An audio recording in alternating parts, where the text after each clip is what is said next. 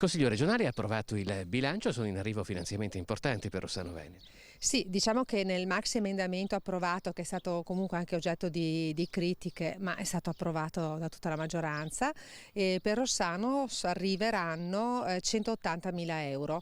180.000 euro che sono vitali perché non prevedono il cofinanziamento da parte del comune, quindi vuol dire che arrivano e noi non dobbiamo metterne anche di nostre, quindi liberiamo risorse per altre opere.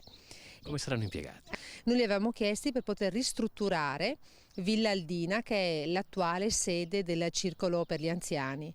E che cosa faremo? Faremo il centro di medicina di gruppo, quindi daremo la possibilità a tutti i medici di base di avere un'unica sede, la possibilità di avere il punto prelievo per più giorni alla settimana, magari degli ambulatori in più.